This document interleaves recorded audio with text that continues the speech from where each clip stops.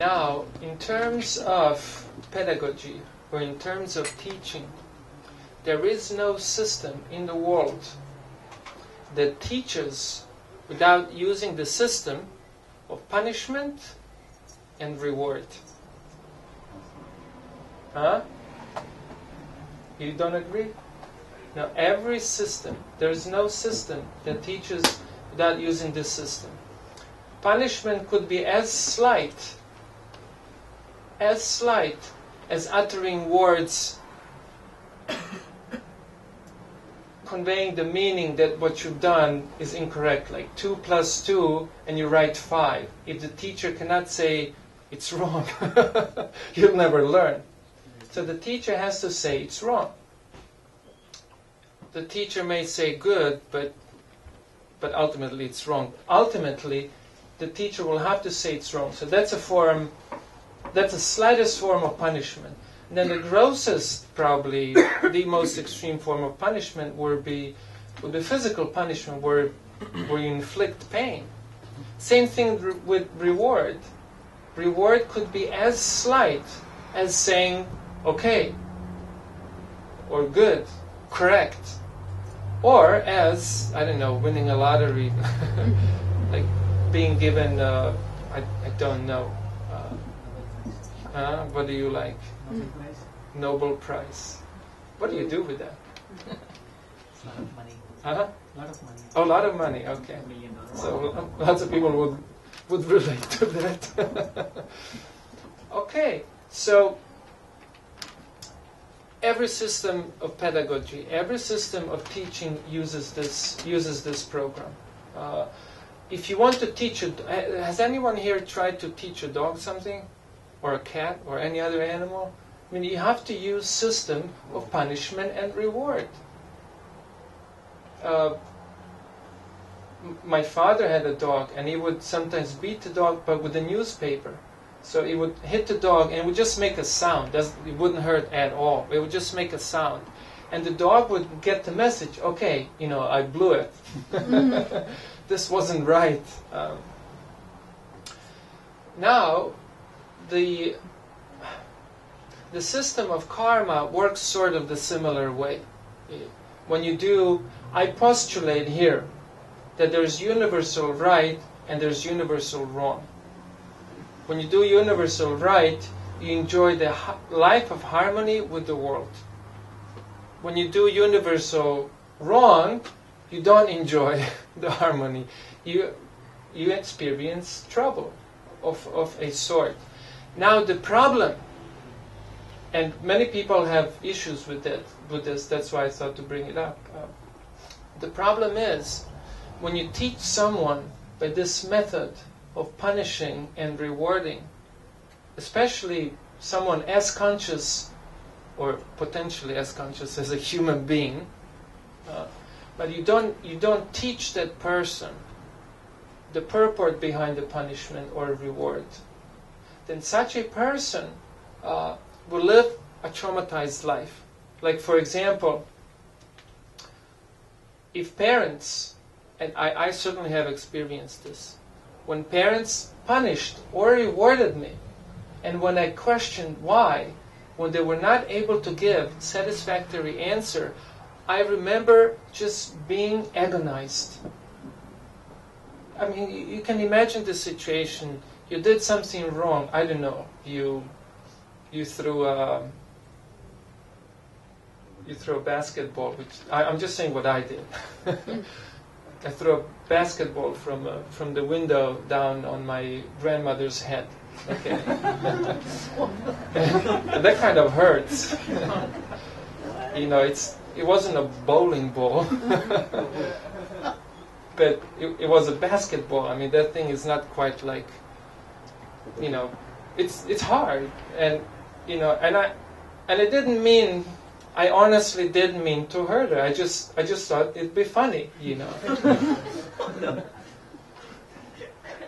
Okay, and then my mother came and just, punished me severely for hurting her own mother. And I was asking, what did I do wrong? She just kept punishing me.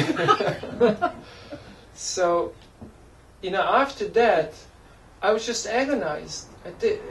I mean, I honestly didn't understand what wrong did I do. I mean, it was fun, Nothing happened to her. It was just kind of, she experienced some shock, maybe a little bit of humiliation or false ego or something. And otherwise, everyone else enjoyed it. I mean, all the kids were rolling on the ground and laughing.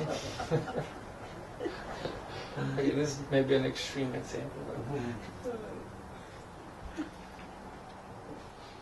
So when we were punished, without being explained why we're being punished, we're agonized. And same thing when we're rewarded for something. Oh, you've done good. But when you ask, how is this good? If they can't explain, you're again agonized. Because you're using ability. I meant to say losing. You're losing ability to discern correct from incorrect, universally correct from incorrect. And many people think that this is a problem with the law of karma. That I've done something in the past. I've done something far in the past, and I'm reaping the benefits now, or getting the suffering now, or enjoyment. So how is this just? How is this? If it isn't just, why should I accept it? It must be just another human speculation.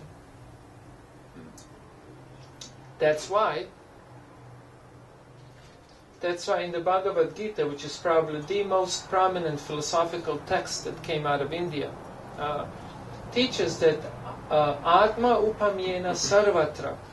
This is a mantra that says that a self-realized yogi, an advanced yogi, a self-realized person, and Krishna is the speaker of this mantra, and his idea is that everyone's potentially yogi, and ideally everyone should be a yogi, because yogi is not something, that just wears a little piece of cloth as underwear and walks around from cave to cave.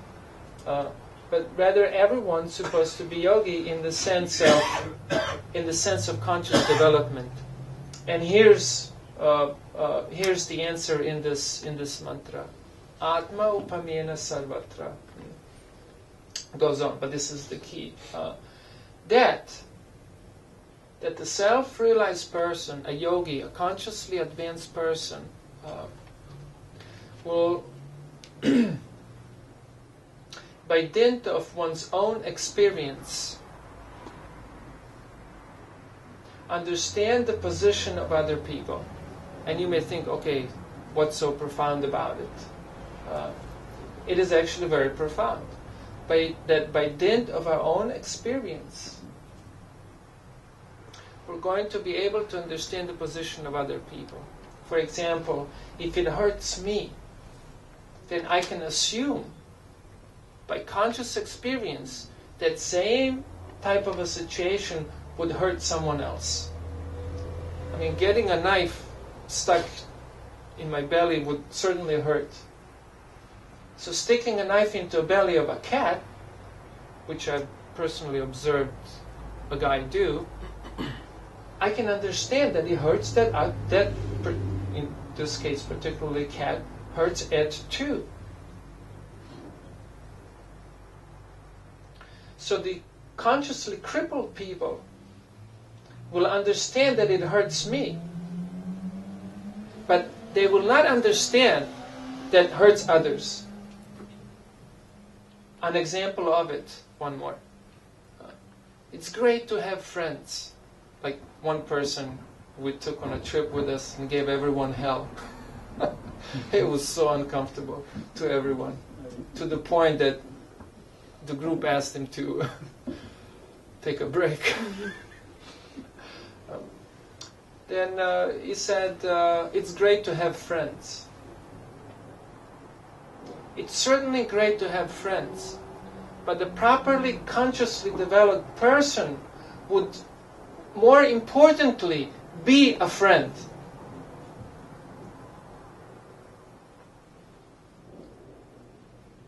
Rather than uttering, it's great to have friends. as a friend of mine, a monk, said, every moment another sucker is born in this world. In other words, almost that's sort of like a disease of this place.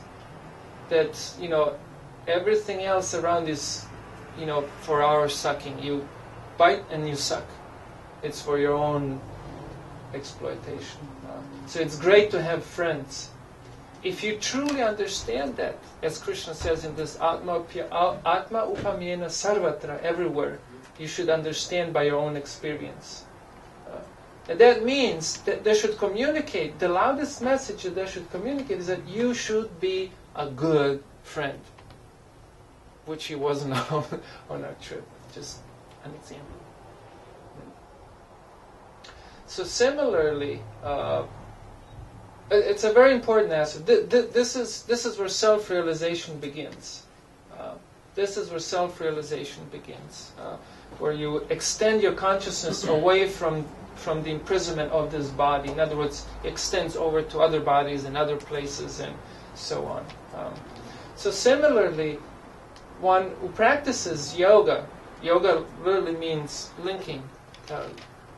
By realizing one's spiritual nature, one sees that this is a solution to all darn problems. There's basically no other problems anywhere. And then once realizing this, this person does not remain silent. This person does not remain silent. This person has an urge, a natural urge, to share this wealth with others.